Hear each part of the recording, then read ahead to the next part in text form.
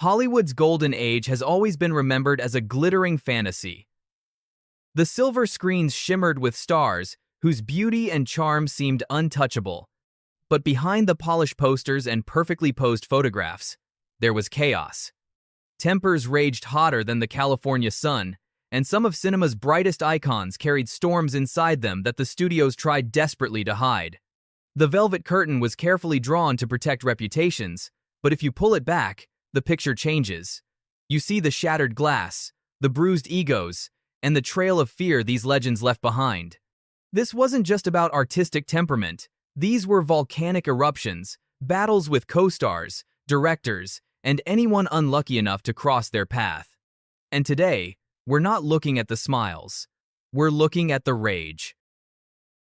Bette Davis wasn't just an actress, she was a force of nature. With eyes that could pierce through steel and a voice that could slice through any defense, she became one of Hollywood's greatest legends. But her temper and razor-sharp tongue were infamous. She reduced Marilyn Monroe to tears during All About Eve, mocking her acting skills and lateness. When director Joseph L.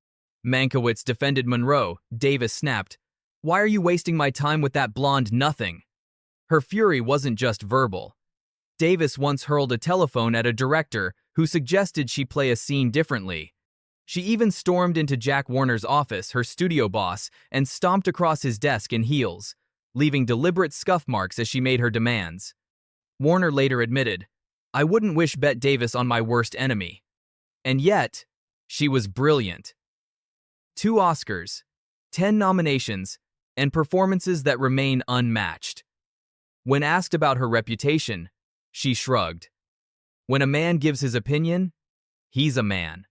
When a woman gives her opinion, she's a BTCH.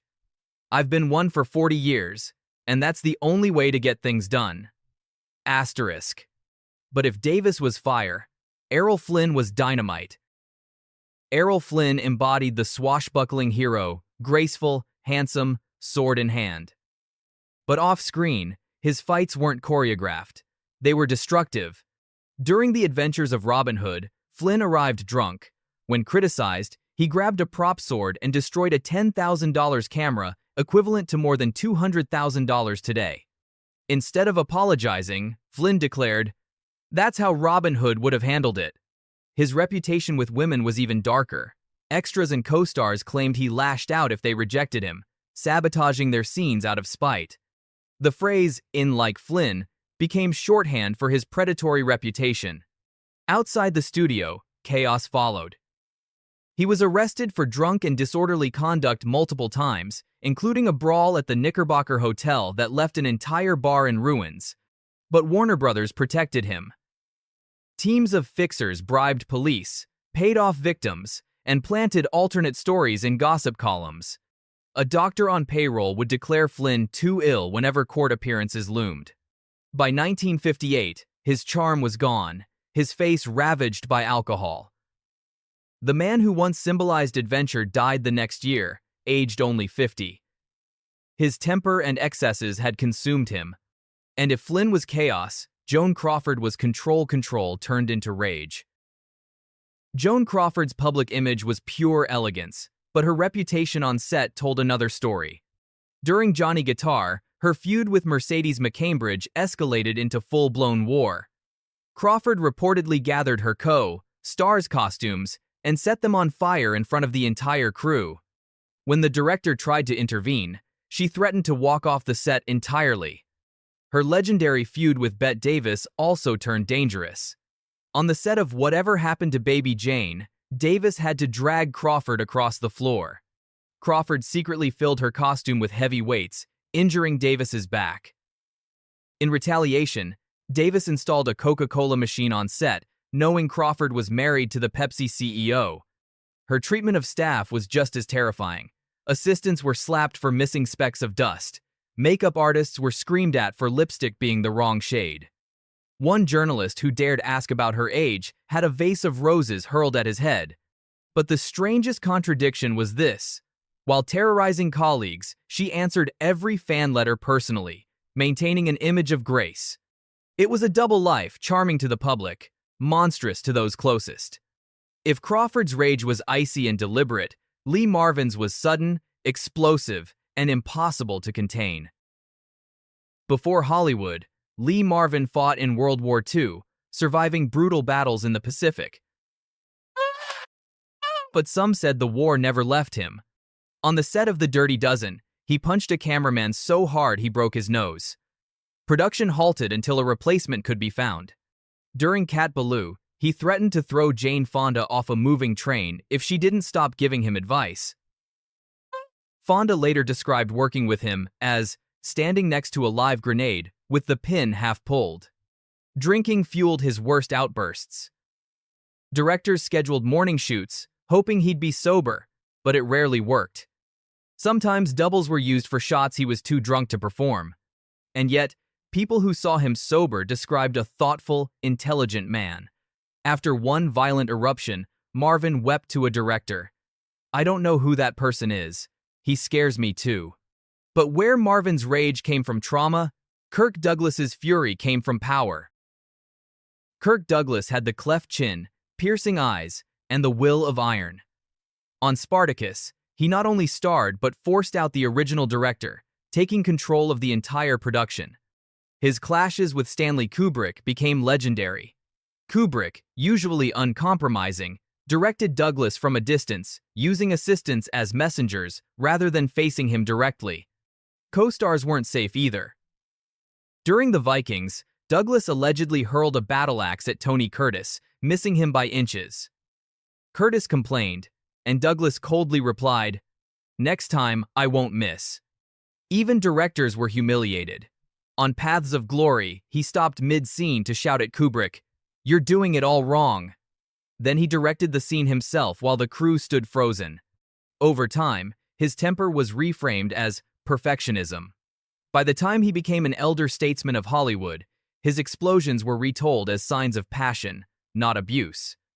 Douglas himself said unapologetically, "I've made over 85 pictures and had to be strong to survive. If that's difficult, then I'm difficult." But if Douglas was difficult, Orson Welles was nearly impossible. Orson Welles was hailed as a genius at 25 for creating Citizen Kane. But his brilliance came with legendary tantrums. On the set of The Lady from Shanghai, he hurled a chair through a set wall, causing thousands of dollars in damage. When producers demanded he pay, Welles sneered, "Bill me for the chair, not your shoddy wall." During Macbeth, he forced actress Jeanette Nolan to redo the sleepwalking scene 87 times until her voice cracked with exhaustion. When she cried, he simply said, "Now you understand, Lady Macbeth." His studio battles were ferocious.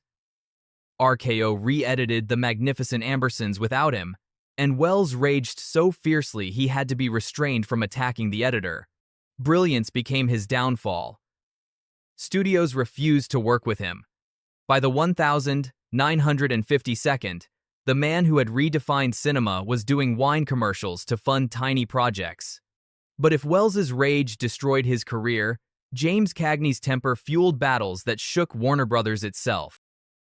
James Cagney never said, "You dirty rat," but his temper often matched the gangsters he played.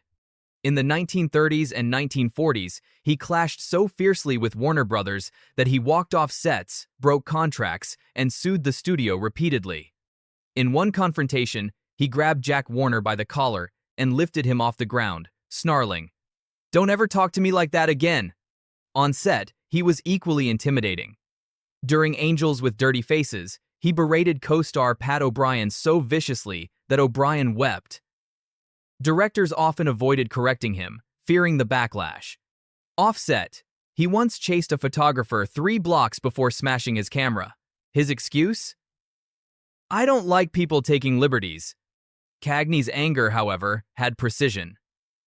Unlike Flynn's chaos, he targeted specific grievances. Those who met his standards found him loyal, but those who didn't faced his wrath. Yet even Cagney's fire wasn't as chilling as Charles Laughton's slow, smoldering storms. Charles Laughton, master of Mutiny on the Bounty and The Hunchback of Notre Dame, carried insecurities that turned into venom. He brooded for days, then erupted, hurling makeup kits at artists, striking co-stars, and tearing apart colleagues with hours-long critiques.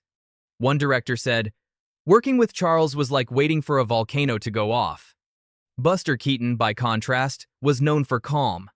But when his patience snapped, the outbursts were terrifying.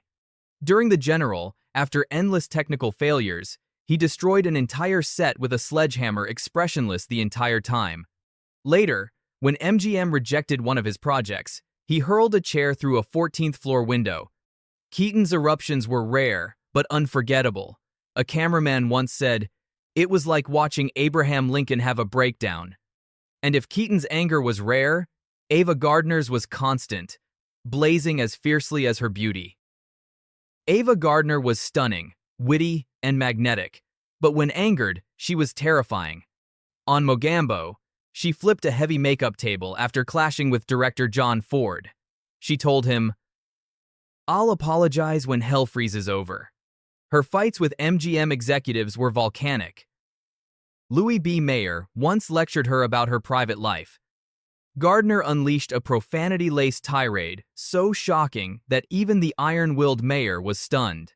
Her marriages to Mickey Rooney and Frank Sinatra turned into public battlegrounds. During one fight in Rome, she threw all of Sinatra's luggage and his record collection off their 8th-floor balcony. She slapped Howard Hughes so hard after an unwanted advance that he reportedly needed medical attention. Gardner dismissed it. "I was just teaching manners to the mannerless." For all her rage, she could charm anyone when she wanted. The contradiction only made her more dangerous. But none of these stars could have behaved this way without protection from the very system that built them. Why did Hollywood tolerate such violence? The answer is simple. Money. Studios invested millions into star images. Jack Warner once complained about Bette Davis, only to be reminded her last film earned $2 million. For that, we can put up with tantrums. They also had control. Without social media or instant news, scandals could be buried. Studio fixers bribed cops, silenced witnesses, and fed gossip columnists alternate stories. Stars knew they could explode without consequence. Finally, there was the myth of genius. A violent outburst wasn't abuse, it was temperament. Cruelty wasn't harassment, it was method. Anyone who complained risked blacklisting. The system didn't just allow bad behavior, it demanded silence around it. So what do we learn, looking back? First, brilliance and fury often walked hand in hand. Would Bette Davis have been as powerful without her iron will? Would Welles have made Citizen Kane without his impossible perfectionism? We'll never know. Second, the enablers mattered. These stars could only behave this way because studios shielded them. And third, the myth lives on. We still excuse cruelty if it creates art. We separate the performer from the person, even when their shadows are darker than we admit. The Golden Age gave us masterpieces, but behind the screen, it left scars. And that's the untold story, the one hidden in every glittering smile and glamorous poster. The story of rage, power, and the price of fame.